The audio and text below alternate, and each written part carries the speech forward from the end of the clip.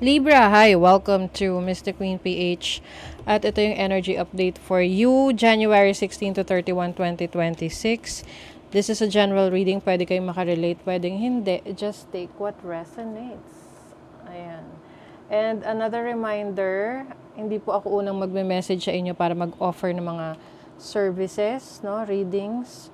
Mag-ingat kayo sa mga nagpapanggap na Mr. Queen PH, lalo na sa TikTok. Yan po ay mga scammer. Ingat kayo dyan. Okay, Libra. What's up? What's up, Libra? What is the energy? January 16 to 31. Okay. You have pleasure. Wow! Libra, you will experience pleasure. Ayan, mga bagay na nagbibigay sa inyo ng kasiyahan, mga sarap, ganon, masarap. Pwede pagkain, o alam nyo na, or kung ano-ano pa, 'di ba? Pleasurable experiences. Wow. 'Di ba? Ang ganda. Change. Oh. Sa iba sa inyo, you are going through metamorphosis. So, yung iba sa inyo parang, yung iba hindi masyado naglalabas ngayon. Kasi nga, gusto nyong gulatin ang mundo paglabas nyo. 'Di ba? Gugulatin nyo na, uy, oh my God, ikaw na ba yan, Libra? Ganon. Oh. Perseverance, joy guides. Dalawang joy guides. Higher self. So, you're going through a transformation. So, itong transformation na to, hindi lang siya physical, no? Although for some of you, this can be a physical transformation. Like, may mga changes kang gagawin sa sarili mo para sa ikaayos, ikalulusog ng sarili mo. Ganyan. Or, ikaka-confident mo. Ganon. Yung iba naman, this can be a transformation, like spiritual awakening. Marami kang nare-realize about yourself, about your life, and also mas lalo kang nagpupursige sa buhay kasi nakikita mo yung resulta ng pinaghirapan mo eh. Oo, 'di ba? Ang sarap namnamin ang tamis ng tagumpay. Ayan, kasi pinaghirapan mo. So, kumbaga, the more na nakikita mo yung resulta ng mga pinaghirapan mo, the more na nagpupursige ka. Kasi, nakaka-high yun. Nakaka-high. Yung bang parang feeling mo, mas excited, 'di ba? Alam niyo yun? Oh, you have the Eight of Wands, very busy, a lot of things going on. Ngayong second half ng January, pwedeng meron ka mga inaasikaso, mga papeles, mga kung ano-anong requirements. Some of you, this is about your travel or pag-abroad sa trabaho, or yung iba, lang kayo, mag-enjoy ng family nyo. Tapos may lovers pa dito. O, 'di ba? Kaya naman talaga may pleasure. Masaya. Yung iba sa inyo masaya yung relationships ninyo. You may be in a situation or connecting with a person na kumbaga masasabi mong this person is bringing out the best in you. Oh. Bringing out the best in you. Ace of Cups, some of you, this is a new relationship or new connection.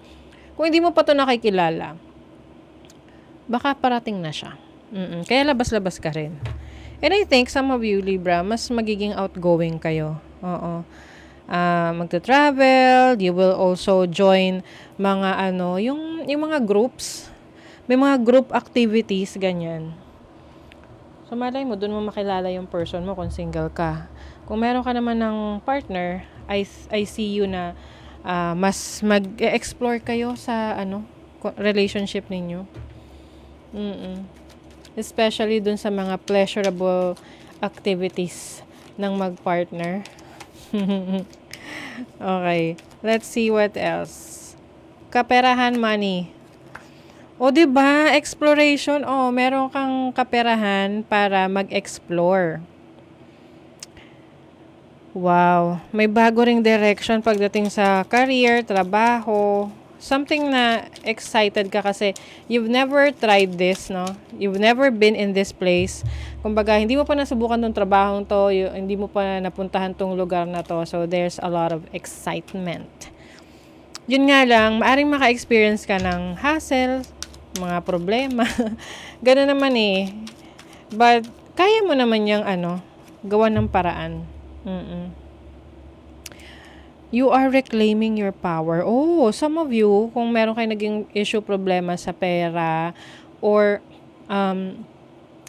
lupa, may mga, yung tipong may issue, may dispute sa pera, or lupa, ari-arian, maayos nyo to. Ngayong second half ng January. Mare-resolve yan. Five of Swords. May conflict talaga, oh. Transformation. Yes, you are going to start a new exciting experience kasi finally makuklose na tong issue or problema na to sa pera, issue or problema sa trabaho, sa employer mo, kung nagkaroon ka ng mga sa kanila, problema sa kanila. I also see a new opportunity for creativity. So, pwedeng ikaw ay mas magiging malikhain. Oo, marami kang mga ideas ngayon. Kaya yung iba sa inyo, kumbaga parang tawag doon, yung nag-hibernate, nag-hermit mode ka. Hindi ka masyadong nagpapakita sa mga tao. Kasi gusto mo nga silang gulatin sa iyong pagbabalik. Oo. I think part din yan ng spiritual awakening mo. Marami kang realization na hindi kailangan laging nakikita ng mga tao yung nangyayari sa buhay mo. So, now is the time to, mag-hide muna. Or, mas maging low-key. Alam mo yun, hindi masyadong open na open, like, laging naka-post ng mga ganap sa social media. Sa love life, tingnan natin. Uy, wow, talaga naman in love. You are my true love, my heart and my soul. O, kayo na. I'm trying to leave my comfort zone with this issue. Yung iba sa inyo na long distance yung relationship eh. I want to know everything about you but I hold myself back from asking. I'm afraid I'll get in too deep. Oh, meron ditong nag-hesitate na, lalo na kung nasa new relationship kayo. This makes sense na with the Ace of Cups. Kung kayo parang nagsisimula pa lang sa relationship, parang kinakapa nyo pa lang yung yung person nyo, yung ugali, no? Nagkakapaan kayo ng ugali. Alam mo yung parang nahihiya ka pa na, halimbawa, nahihiya ka pa magtanong tungkol sa family niya, ganun. Depende kasi yan sa mood ng situation ninyo, no? Siyempre, kung nasa first week pa lang kayo ng relationship, masyado na ata mo ng personal kung tatanungin mo siya tungkol sa buhay ng pamilya niya.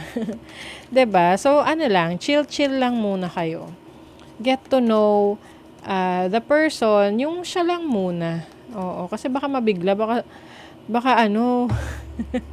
baka ungkatin mo na yung buhay niya, 'di ba? Sasabihin nito, sino ba 'to? Bakit may inaalam niya masyado agad-agad? So, kalma lang. Pwedeng ang ka-deal ninyo ay isang earth sign, Taurus, Virgo, Capricorn, Leo, and yon. The sun is happiness. This is about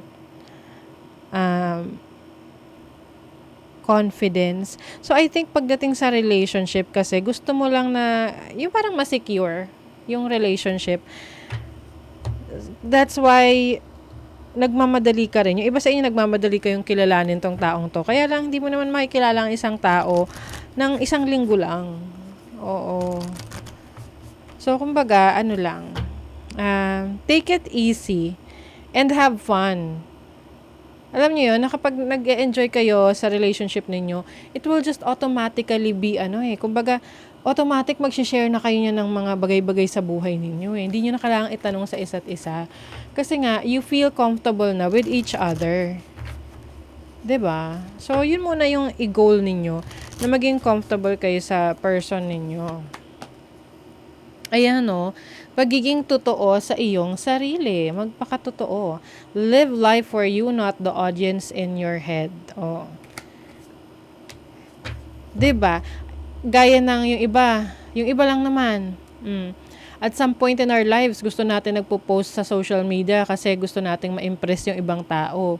Na naghihintay tayo sino magko-comment, sino magla-like. Pero ngayon, karamihan hindi na talaga nagpo-post eh. Kahit na magaganda naman yung nangyayari sa buhay nila. They just keep it to themselves. 'Di ba?